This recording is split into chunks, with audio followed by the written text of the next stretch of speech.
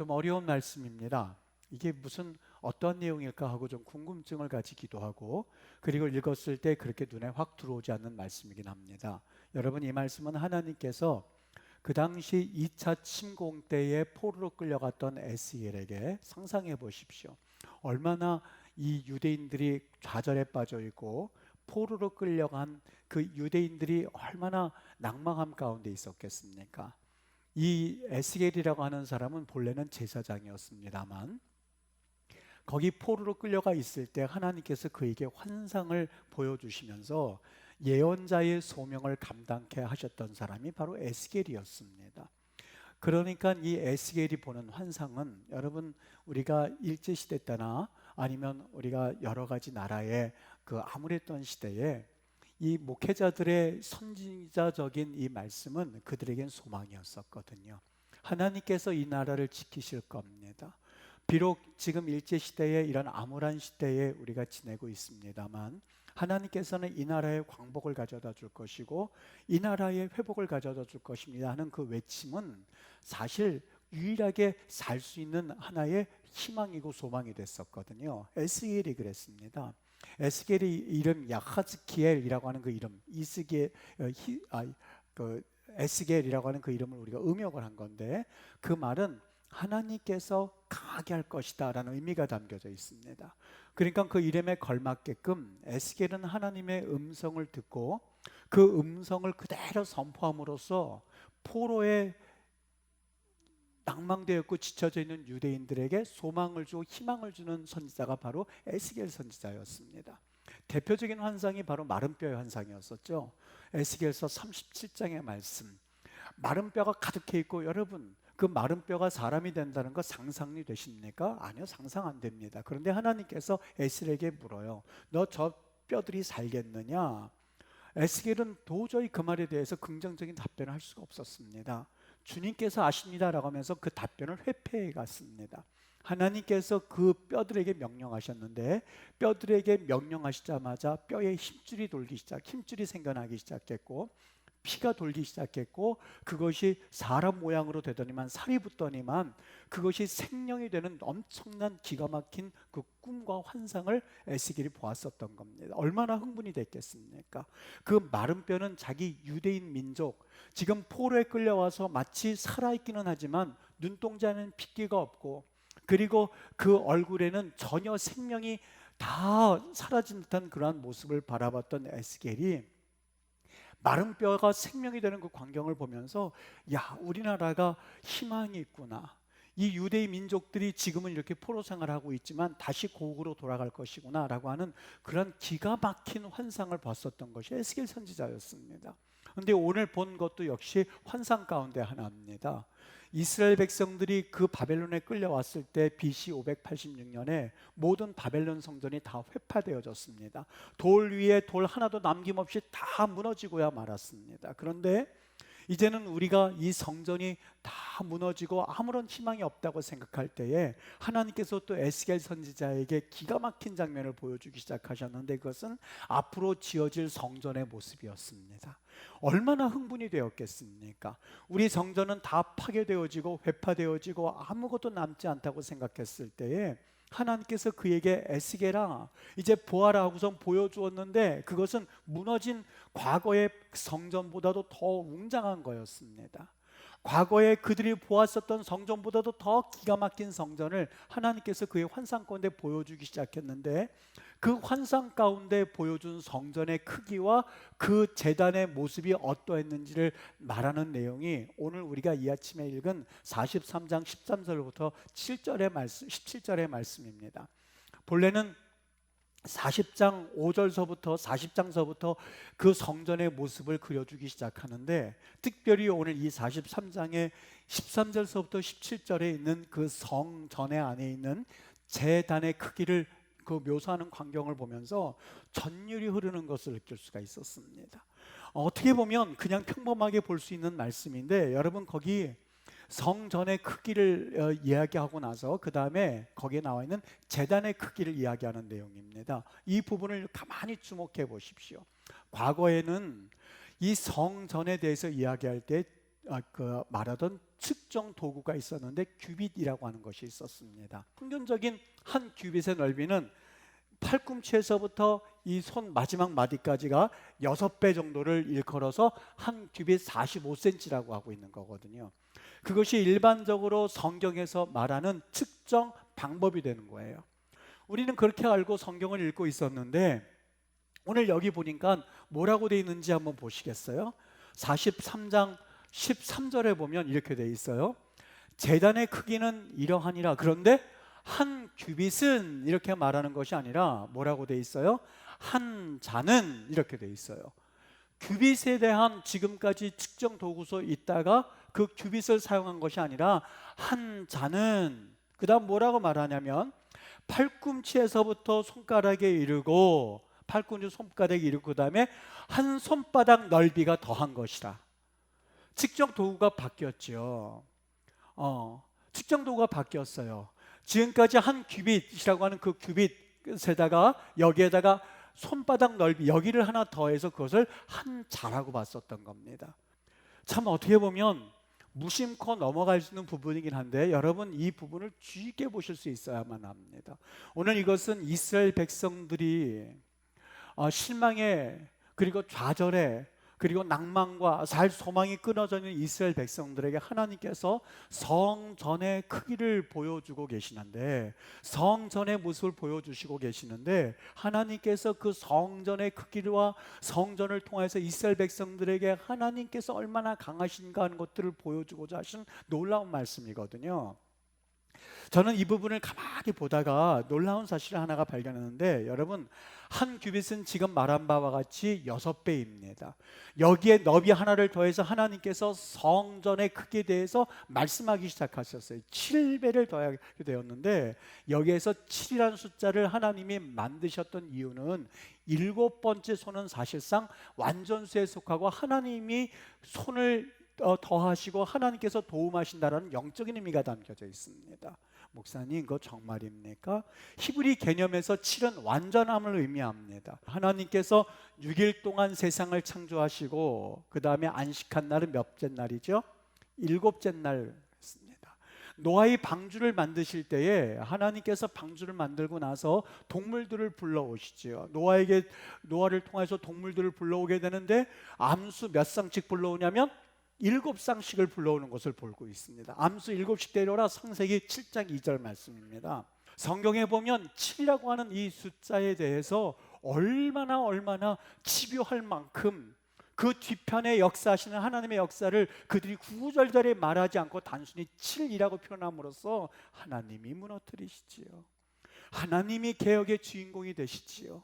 하나님이 우리의 단련자의 왕이 되시지요. 하나님 앞에서 우리가 세워질 때에 또 그리고 이 나라가 세워지고 처음 기독교가 세워지고 마지막 날에 역사하실 때 그 뒤편에는 하나님이 계십니다라는 이야기를 하기 위해서 몇 번이나 그 이야기를 7이라는 숫자를 통해서 이야기하는지 모릅니다. 여기 오늘 여러분과 나누려고 하는 핵심이 바로 여기에 있습니다. 과거에 이스라엘의 성전은 무너지고야 말았습니다.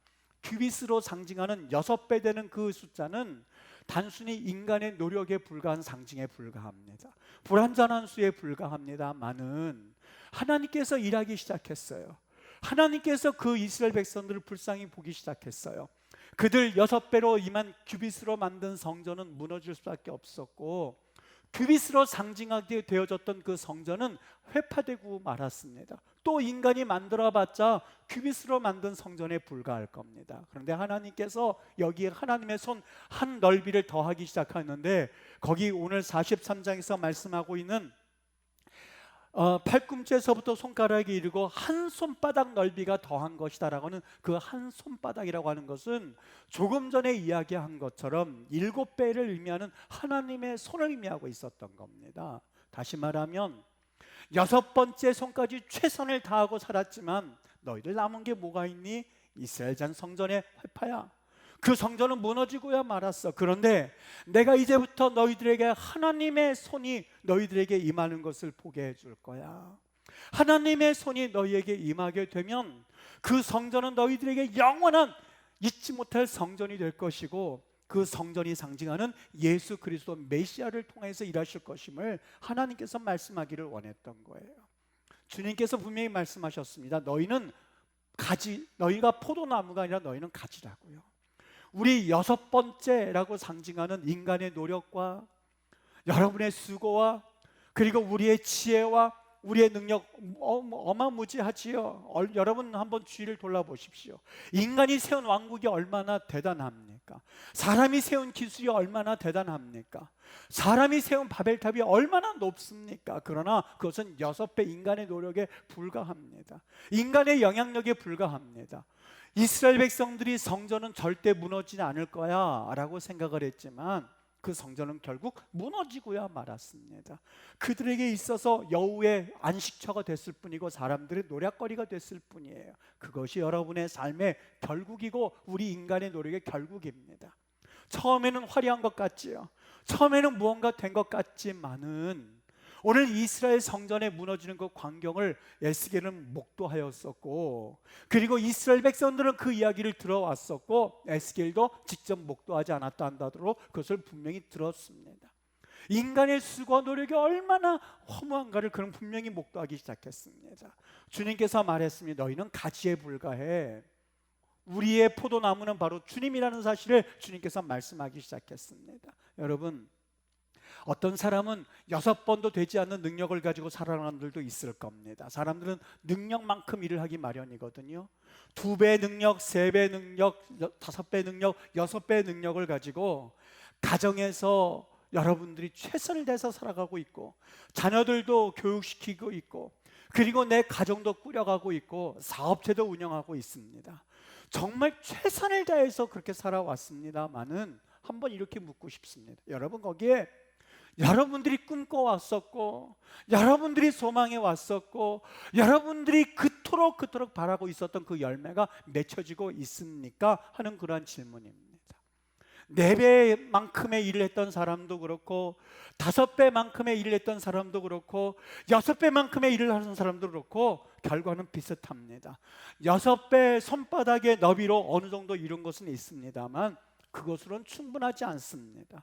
여기에 7배째 되는 하나님의 너비의 손길이 있을 때야 비로소 7배 너비가 되어질 때에 여기에는 하나님의 영원토록 무너지지 않는 환상과 같은 그런 성전이 우리 안에 심겨져서 이스라엘 백성들의 그것이 소망이 되어졌고, 그리고 낭망에 있는 저 포로민의 사람들이 다시 한번 우리 하나님이 도우실 거야 라고 하는 그러한 하늘의 소망을 바라고 세워졌던 것처럼, 바로 하나님의 역사가 있을 때 비로소 우리의 삶은 회복되어질 수가 있고 하나님의 손으로 인하여서 세워질 수가 있다는 것을 오늘 에스겔 선지자는 그 환상을 통해서 보기 시작했었던 겁니다. 엘리야가 마른 땅에 비가 내리기를 위해서 소원하며 기도했습니다. 많은 사람들이 이렇게 기도합니다. 하나님, 나의 마른 가정 가운데에, 하나님 나의 마른 사업장 위에, 하나님 마른 경제 위에 하나님께서 비를 부어 주시옵소서. 하나님께서 우리 자녀들에게 그런 복을 주시옵소서. 하나님, 내 가정에 그런 꿈을 꾸기를 원합니다. 내 자녀는 좀 더 잘 될 줄 알고 우린 양육해 나갑니다만 우리만 그렇습니까? 우리의 조상들도 수도 없는 조상도 그렇게 하면서 자녀를 양육해 왔습니다. 그러나 그 꿈은 어느 정도 벌써 사라져 버리고, 그리고 그 자녀들은 아이 나 때는 아닌가 보다 또 그 자녀를 바라보고 또 희망하면서 자녀를 양육해 나갑니다. 그것이 인류의 역사입니다. 여러분 모두 자녀에게 희망을 가진 것처럼 그 자녀들 시간이 되고 나면 에이 보니까 별거 없네. 그리고 그 자녀를 또 낳아서 그 자녀에게 희망을 걸 겁니다. 그 자녀의 열매를 거둘 수 있다고요? 천만에요. 그 자녀는 어느 정도 나이가 되면 에이 내 때는 또 아닌가 봐. 그리고 그 다음 자녀를 양육하게 될 겁니다. 그 자녀에게 희망을 걸고 할 것입니다만, 저는 예언자는 아니라 한다 하더라도 성경에서 말씀하고 있는 그 내용에 비춰보면 그 자녀도 또 여러분과 똑같이 열매 없네, 세상 별거 없네, 6배로서 어느 정도 내가 좀 차이는 있을지언정 사실 모든 사람들의 삶의 모습과 똑같이 메마른 땅 위에 되고야 말 겁니다. 엘리야는 기도하기 시작했습니다. 사환에게 명령합니다. 가서 무슨 변화가 있는지 보고 오너라. 아무 변화가 없었습니다. 있을 리가 없지요. 이스라엘 말로 예시게셴 백하이츠 그러면은 여기 여름에 비가 옵니다라는 말이거든요. 이 말을 하면 미친놈 취급을 당합니다. 예시 게셴 비가 있습니다. 바카이츠 여름에. 여러분 이 말을 하면 정신 돌았다고 합니다. 왠지 아세요? 이스라엘은 구름이 없습니다. 4월 달서부터 10월 달까지 구름이 전혀 한 적 없습니다. 그런데 이 마른 땅 가운데서 엘리야가 기도하기 시작합니다. 한 번 기도했어요. 가서 보고 오너라. 아무런 변화 없는데요. 2번 기도합니다. 아무런 변화 없는데요. 5번 기도합니다. 아무런 변화 없는데요. 6번째 가보거라. 아무런 변화 없는데요. 포기할 만도 합니다. 낭망할 만도 합니다. 우리 바빌론 포로 생활 가운데 아무런 열매가 거치지 않는 것처럼 우리 열매 없습니다 하고 낭망할 수도 있습니다. 여러분 지금까지 살아오지 않으셨습니까? 최선을 다해서 돈을 벌고 최선을 다해서 학벌을 쌓으려고 하고 최선을 다해서 엘리트 되어보고자 하고 최선을 다해서 살아왔지만 여러분 결국 열매가 어떻든가요? 여러분들이 그 열매를 6배 노력을 기울인 만큼 내가 그토록 6배만큼 노력을 기울일 만큼 바라던 열매가 지금 가지고 있는 그 열매와 똑같다고 생각합니까? 아니요, 그렇지 않습니다. 엘리야가 그랬어요. 이쯤에서 그냥 포기하고 싶었을 겁니다. 이쯤에서 사실 그는 그만두고 싶었을 겁니다. 인간의 한계점을 의미합니다.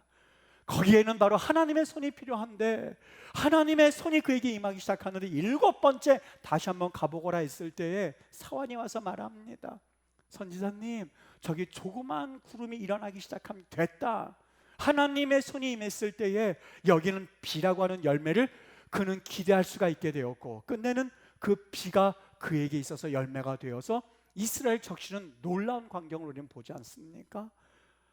나만 장군이 그랬습니다. 6번까지 그는 물을 담갔지만 그는 좌절했습니다. 아무런 변화도 경험하지 못했습니다. 포기할 만도 합니다. 그러나 그는 7번째 하나님의 손이 그에게 임했을 때에 벌어질 놀라운 광경을 그는 상상하지 못했습니다. 참모들에게 소리내서 그는 화를 냈습니다. 이스라엘 모든 강물보다 더 낫지 않겠느냐? 다메섹강 아바나와 바르바를 보아라. 이 요단강보다 더 낫지 않느냐 했을 때에 그는 하나님의 7번째 손을 그는 아직 경험하지 못했기 때문에 그렇습니다. 지금까지 자신의 노력과 지금까지 자신의 모든 최선을 다해서 살아온 나아만 장군 7번째 역사하실 하나님의 손을 경험했을 때에 나아만이 내려가서 하나님의 사람의 말대로 요단강에 7번 몸을 잠그니 그의 살이 어린아이의 살같이 회복되어 깨끗하게 되었더라라고 말합니다. 여러분 세상은 얼마나 어마무시한지 모릅니다. 대단한 것 같습니다. 골리앗과 같은 세상입니다. 여러분 골리앗이 성경에 봤을 때 키를 몇 척이라고 묘사하고 있는 줄 아십니까? 굉장히 컸었던 사람인데 성경은 6규빗 한 뼘이라고 말씀하고 있습니다. 그의 키가 6규빗이었었어요. 45cm에서 6배에다가 한 뼘이라고 하고 계산해 보니까 290cm가 나옵니다. 3m 되는 거인이었었어요. 6규빗 한 뼘, 다시 말하면 6규빗이라는 것을 그는 강조하기를 원했었던 거예요. 역대상 20장 6절에 보면 그의 손가락 개수가 6개, 그의 발가락 개수가 6개. 여러분 그 무엇을 의미한다고 보십니까? 정말 성경에선 골리앗이라고 하는 그 인물을 통하여서 사실상 우리 앞에 다가서 있는 저 인간의 모든 노력, 인간의 모든 능력 이런 것들을 다 표현한 것이 바로 골리앗과 같은 것으로 표현하고 있어요. 주의해 보세요. 우리 앞에 서 있는 이 골리앗이 단순히 골리앗이라고 하는 사람만 있습니까? 넘어서야 할 우리의 환경, 세상의 문화, 조금 전에 얘기했던 것처럼 이 나라의 차별법, 그리고 우리가 겪어나갈 세상의 가치관 어떻게 보면 골리앗처럼 어마무시합니다. 키는 6규빗 정도 됩니다. 손가락 6개 정도 됩니다. 발가락 6개입니다. 저걸 가지고 어떻게 이어나갈 수 있을까? 그러나 거기에는 하나님의 신비한, 그는 칼과 창으로 오지만 하나님의 손이 있는데 다윗은 그것을 알았어요. 너는 칼과 창이라고 하는 손가락 6개, 발가락 6개, 키가 6규빗이나 되는 엄청난 그러한 인물이지만 나는 만군의 여호와라고 하는 하나님의 마지막 손인 7번째 손을 의지하면서 나갔을 때에 골리앗은 넘어지고야 말았던 것이죠. 어떻게 살아가야만 할까? 여러분과 나에게 필요한 것이 있습니다. 여러분과 나에게 반드시 있어야 할 것이 있습니다. 그것은 세상의 6규빗 같은 골리앗과 같은 세상에서 마지막 하나님의 손이라고 할 수 있는 그 은혜가 우리에게는 필요합니다. 그렇다고 노력하지 말란 말이 아닙니다. 최선을 다해서 양육하십시오. 자녀들을 돌보십시오. 최선을 다해서 남편에게 대해서, 내 아내에게 대해서 가정을 지키려고 노력하십시오. 그러나 그렇다고 해서 항상 열매를 거두는 것은 아닙니다. 때로는 이게 지옥인가 싶을 만큼 가정을 볼 수도 있을 겁니다. 그토록 자녀들에게 양육하는데 자녀들은 떠나가고야 말 겁니다. 그토록 기도한 것 같은데 자녀들은 무시하고 어머니 아버지에 대해서 생각도 못할 겁니다. 내가 그토록 최선을 다했다고 생각하지만 사실상 그 자녀들은 반항하고야 말 겁니다. 최선을 다해서 했지만 여러분의 가정의 경제는 어려움이 닥치고야 말 겁니다. 왜요? 그것이 바로 마귀가 가정을 향한 자신들의 뜻이기 때문에 그렇습니다.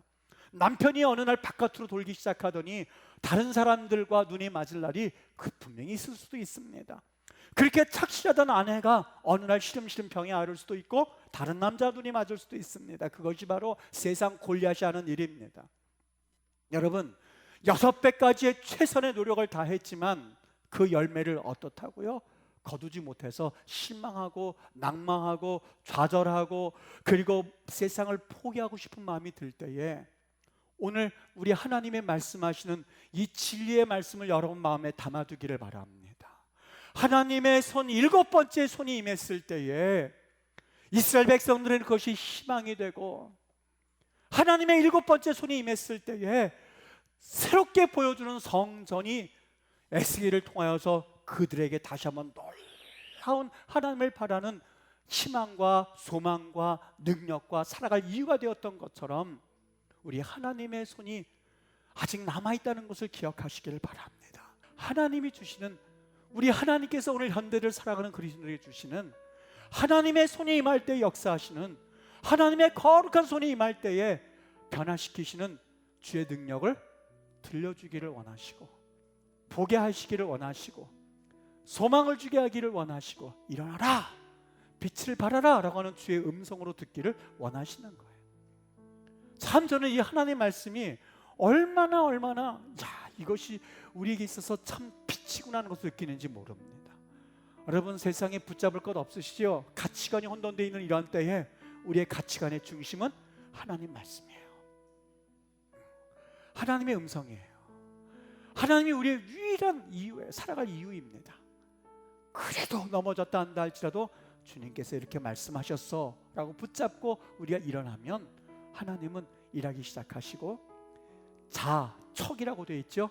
지금까지 규빗이었지만 너희들 규빗으로 측정해서 만든 성전은 다 무너졌지만 이제부터 새로운 척도 새로운 규범을 내가 보일 텐데, 바로 그 앞절 보세요 여러분. 앞절 12절 보면 하나님의 성전의 법은 이러하니라는 말이 있어요.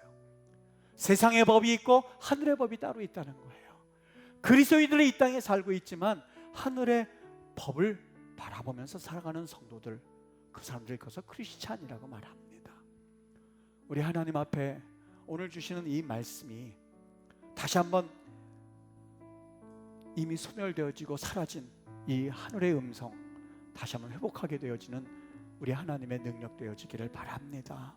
하나님의 손을 통하여서 다시 한번 가정이 살아나고, 하나님의 손을 통해서 죽었던 영혼들, 내 과거에 하나님께 헌신하고자 했었던 그 열정들이 살아나서 다시 한번 이 한 주간도 주님의 능력과 또한 주님의 은혜를 구체적으로 경험하는 우리 대한민국 교회가 되었으면 좋겠고, 우리 임마누엘 교회가 되었으면 좋겠고, 그리고 저 골리앗처럼 세상의 가치관을 가지고 덤벼드는 저 세상을 향하여서 나는 칼과 단창을 의지하지만 7번째 손 되시는 만군의 여호와의 손을 의지하며 나아가는 거룩한 하늘의 백성들 되시기를 예수님의 이름으로 축복합니다.